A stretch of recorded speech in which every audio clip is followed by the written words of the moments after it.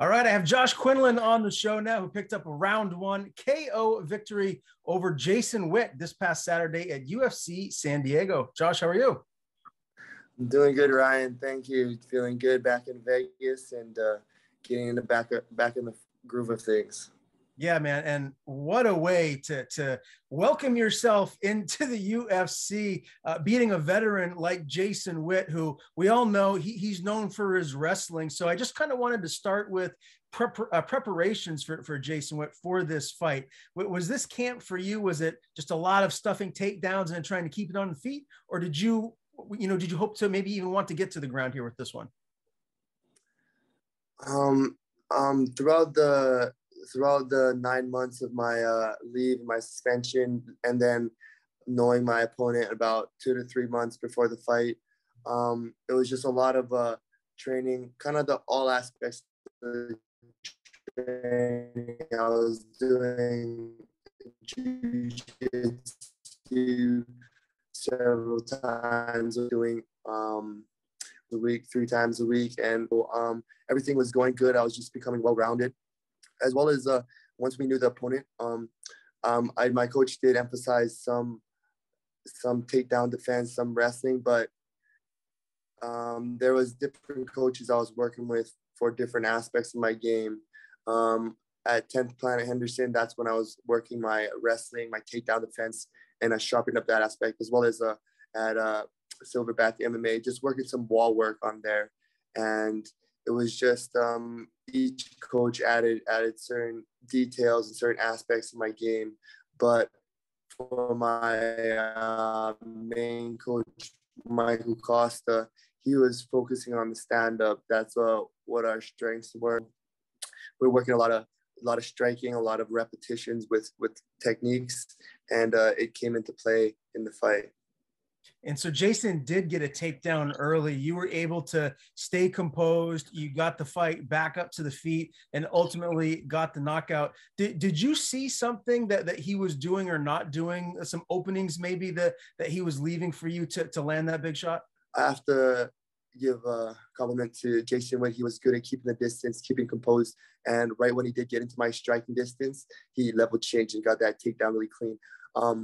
I knew that was his game plan, but I didn't think he was going to implement it that clean. And once they got to the ground, I just stayed composed. I knew I had confidence in my jiu-jitsu, confidence in not just getting flustered, not giving up a bad position, but just keeping him tight, getting my feet back under me, kind of getting a 2-on-1. He had a nice body, like 2-on-1 grip on his wrist. And through that, I was able to get up, break away, and then implement my game, which is the striking. And I didn't see anything that stood out too profoundly, but his hands were a little wide. He wasn't staying, having a tight guard.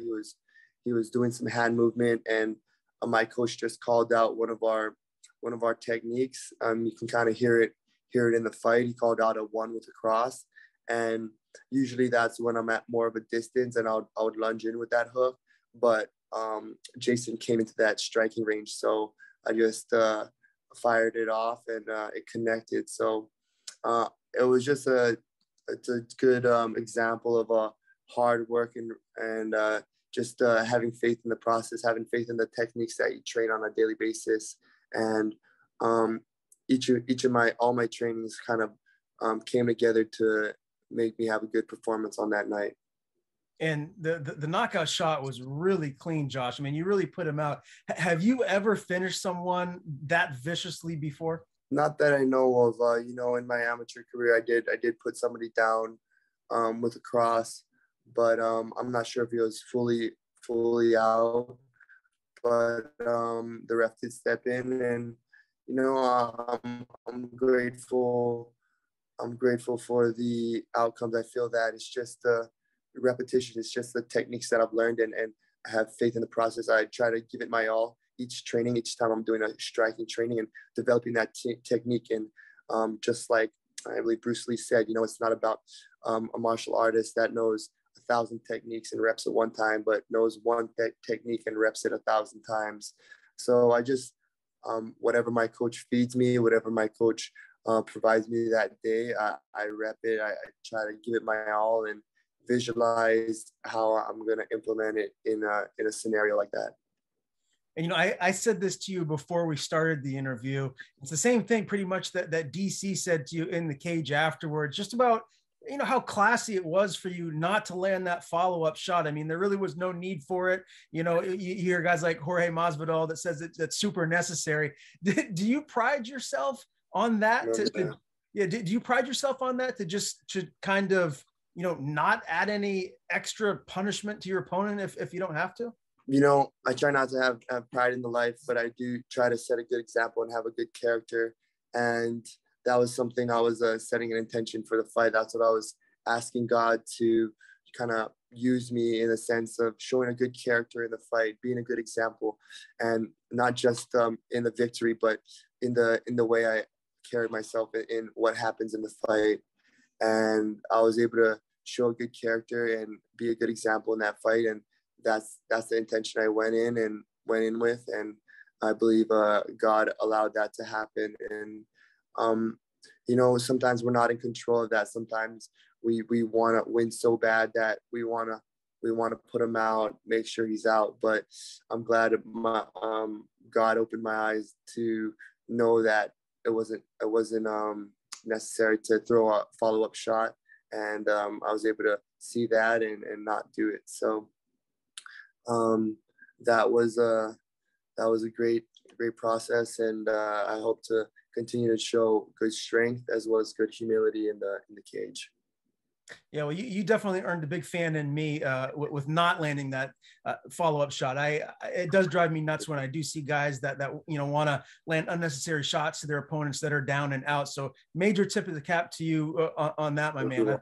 I thought that was very, very classy. Now, as far as not getting a performance bonus, I thought you were definitely in the mix for one of the guys that were going to get that 50K. Are you a little bummed by that? Do you feel like you did enough to earn that bonus? My coach said if I do my best, these things are gonna come, whether it be a bonus, whether it be a victory. When we do our best in the cage, things manifest, and those type of things are out of my control. But if we do our best, things can happen. And I'm not encouraged or discouraged that I didn't get a extra bonus, but I'm grateful for the win and just grateful for some financial stability to live the life that I've chosen. And I'm going to continue to do that. Gonna steward the money that I was blessed with. Of course, bless the people that helped me get there. Give the top 10% to God. And I just want to say, I'm just trying to be a good example, but sometimes, I can be a good example in the cage, but maybe another day I might make a decision that doesn't reflect the best me or the image I want to present.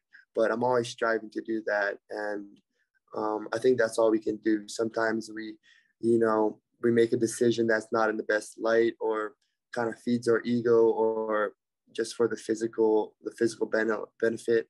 But I always try to regroup and reflect on that and make better decisions. So that's the process I'm in, and that's what I like to say. Okay. Since you touched upon that, I'm not sure if you're alluding to your suspension or not, but is it drostolenone? I don't know if I'm saying that correctly, but can you dive into that a little bit as to how that all happened? Yeah, we can dive into it. Of course, it's a decision I've made and a decision I have to live with, whether it be my personal life or my martial arts life. But throughout growing up and throughout my 20s, I was always striving to do things. I always had a vision of what I wanted to do and what I wanted to be. And I thought, there's right ways to go about reaching your goal and wrong ways to go about reaching your goal. And there's shortcuts and the straight and narrow. And I thought a shortcut, or I didn't depend on my strength and the strength that God gave me to reach my physical goals. I thought I had to use a external substance to reach that, to make it to the next level. But I've learned and through the process that, you know, God gives us all we need with in our mind and in our body. And, you know, nothing external can make us any better or any worse. We're given all the answers, and we're given the tools to, you know, live our best life and make an impact. So I depend on the strength that God's given me nowadays, and try not to look external substances or even external energy, you know, kind of like through people, trying to get affirmations from people or the, you know, the fan base or whatever. I try to see myself how God sees me, and depend on that, and have peace that if I make a decision and it's in the right light, then I'm happy with that, whatever the repercussions are. And when I make wrong decisions and the repercussions are negative, I regroup, I reflect, and I strive to make better decisions.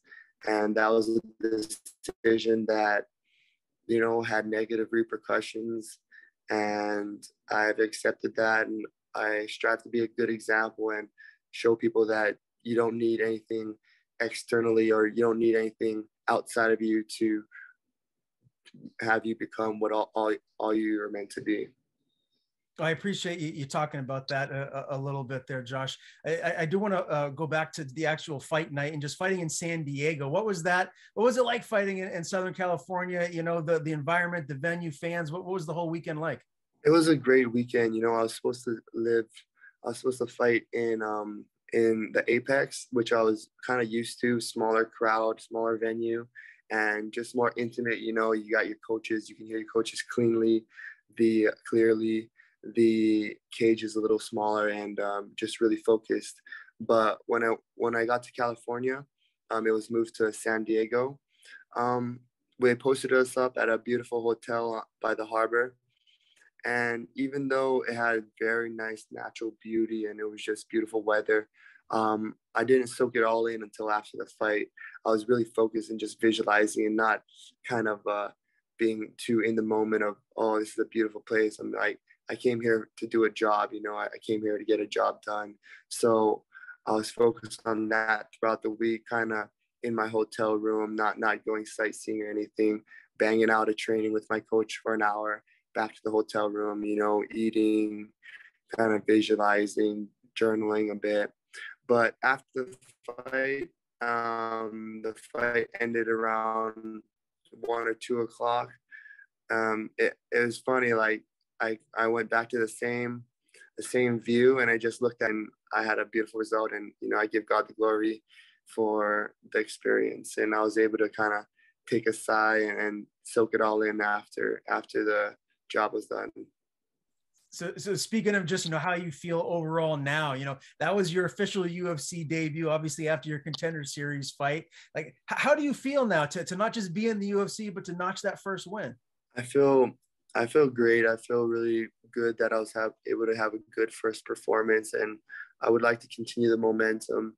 But just like my coach instilled in me that every day is an opportunity to do your best. Every day is opportunity to live the life that you enjoy, and don't try to, you know, make excuses or do things for the wrong reasons, just to, you know, work to live kind of thing. But I'm enjoying every day. I'm enjoying the martial art process. I was just, you know, I can think back at, I'm supposed to have a week off of training. For the athletic commission sent me a week off of training, but I was still in the gym kind of watching and seeing, and there's always room for improvement. There's always people that are, you know, sharp at their craft that can push you and bring out the best in you. And I appreciate to have those people around me. I have a few teammates getting ready for ADCC. Shout out to Andy Varela and Bershek from 10th Planet. And it's great to have those guys and see them doing their best and sharpening and doing their best at their craft and laying it on the line. So I'm blessed to be in the environment I'm in, and it's a growing environment. So we're only getting better from here. Last question from me. When can your fans expect to see you back in there? What time frame are you hoping to fight next? That's a good question. I haven't set a time frame. I'm gonna regroup, talk to my management group, Iridium Sports Agency. They've always had the best intention in mind. They're the one that got me to the UFC, and they're kind of carving out a path to make me have a long career in this one. But I'm up for the challenge. I'm ready to. I'm not in a rush to get back in there because I know there's room for improvement. I know there's things I have to get better at, and it's never going to be the case. That's never not going to be the case, because there's always things you can get better at, always things you can sharpen at, and that's a process that I enjoy. And I'm getting back to the drawing board, getting back to the grindstone with my team, and maybe the end of this year or beginning of next year would be nice, but I'm leaving it up to God, and I'm going to talk with my coaches and see what they say. My coaches have, they're not just professional martial art coaches. They have their own team to focus on as well. My coach, Michael Costa, is building up a great environment in his Muay Thai class, very team-oriented, good energy. So I'm just glad to be part of that. We actually have a Muay Thai belt test this Saturday. So just gonna celebrate the people that have ranked up and enjoy the process of getting better. Fantastic, man. Well, congrats again on the win. It's great to talk to you again. And before I do let you go, I want to give you the floor. Please tell people where they can follow you on social media, and if you have anyone to thank, the floor is yours. Thank you very much, Ryan. First and foremost, I'd like to thank the Lord and Savior Jesus Christ that gives me this opportunity, blesses me with the gifts, but it's our job to nurture these gifts and bring them to fruition. And I'm glad I have a platform to just be a good example. But we all have that opportunity on a daily basis. So I encourage everybody to be their best and find what they enjoy and do it with your whole heart and for the glory of God. And I appreciate all my teammates, all my friends and family in Hawaii, as well as Las Vegas and all around the world. We're all blessed, and we're all trying to get, I believe we should all strive to be more connected, doing things for the right reason. And I think that's going to perpetuate a positive change in us. And, be grateful.